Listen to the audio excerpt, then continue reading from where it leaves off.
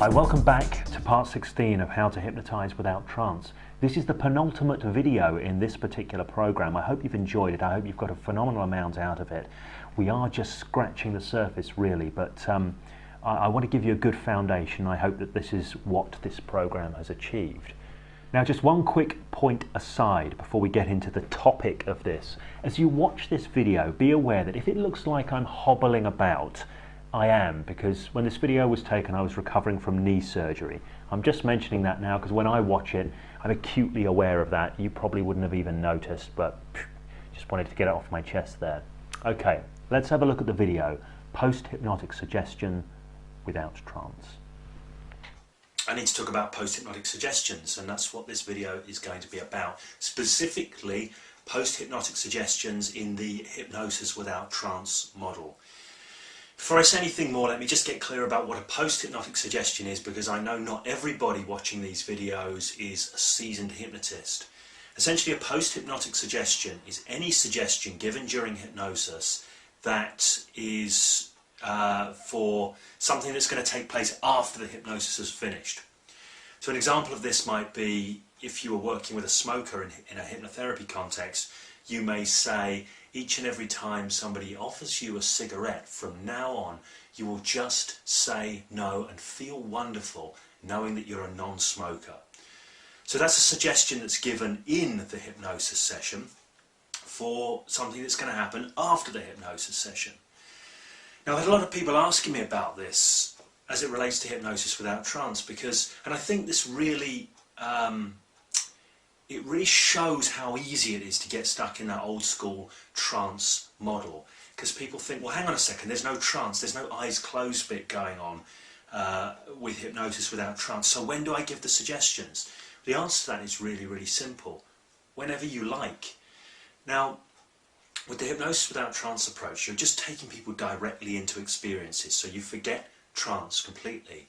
But while they're in any of those experiences that you've taken them into, you can give post-hypnotic suggestions for things that are going to happen after the hypnosis session. A good example of this is Jürgen Rasmussen, the author of Provocative Hypnosis. He started utilising the hypnosis without trance hand stick as a sort of centerpiece for his smoking cessation therapy. So while the hand is stuck, he will be giving suggestions such as, and as your hand is stuck now, the suggestions I'm about to give you will stick deeply into your mind. From now on, each and every time somebody offers you a cigarette, you will just say no and feel good. As your hand is sticking to the table now, that suggestion sticks fully in your mind. So, forgive me, Jürgen, if you're watching this, because that's probably not exactly how you do it. But for everybody else, you'll get the idea. While the hand is stuck, you can give the suggestions, the post-hypnotic suggestions, for what's going to happen later on. Other people have asked me about Anthony Jacquin's Manchurian approach material and how that works with the hypnosis without trance approach. If you're not familiar with that material and you're interested in how hypnosis works in a sort of magician's mentalist kind of context, a kind of a Darren Brownie context, the Manchurian approach is well worth checking out. People have asked about some of the ideas in that. I'm not going to talk about them here because they're Anthony's ideas, they're part of Anthony's product, but when you give post-hypnotic suggestions, again, for things that are going to happen later on, and specifically in these instances, it's very useful to have conscious amnesia. So the person, although they respond to the post-hypnotic suggestion, doesn't necessarily remember that they were given it in the first place. Let me show you how I work with this kind of thing. If you're familiar with NLP, you'll know about nested loops, the idea of beginning a story or metaphor, and before you finish it, you kind of seeg into another story that you tell, and before you finish that, you seeg into another one, and then you put the main suggestion you want to give in the middle, and then you close those stories back down in the reverse order. This is called nested loops. Now, what I often do with hypnosis without trance is I do nested realities or nested phenomena, if that makes sense. So for example, what I might do after taking somebody through a sticking sequence is I might leave them stuck to the chair. So this is hypnotic loop. Let me make sure. So this is hypnotic loop number one, leaving them stuck to the chair. loop 1, chair. Now I'll leave them stuck to the chair, and then I'll open up another loop here, which will be a name amnesia.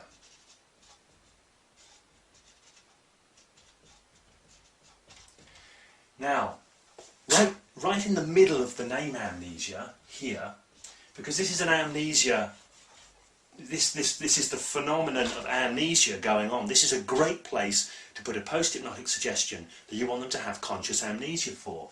So right here in the middle of the name amnesia, I'm going to put the post-hypnotic suggestion, PHS, right in the middle of the name amnesia, and then I'm going to close down the name amnesia, and they'll still be stuck to the chair here.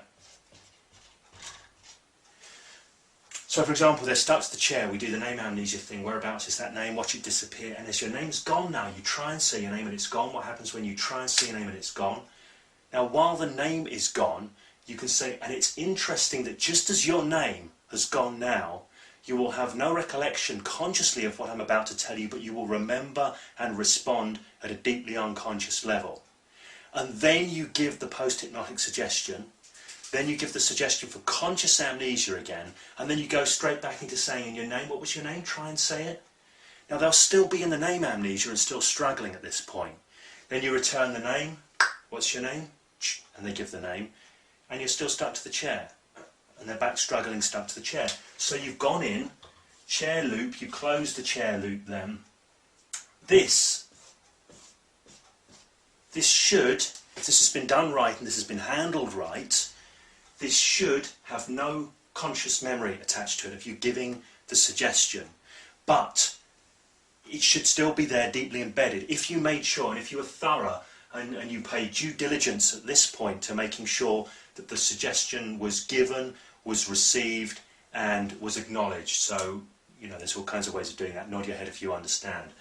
Then you close it back down. So this is one way of giving post-hypnotic suggestions with amnesia using hypnosis without trance. But remember this, it's all suggestion, it's all language, it's all communication, it's all bringing people into these different perceptions of reality. And you can give post-hypnotic suggestions at any point during any other hypnotic phenomenon that you may be utilising at that time.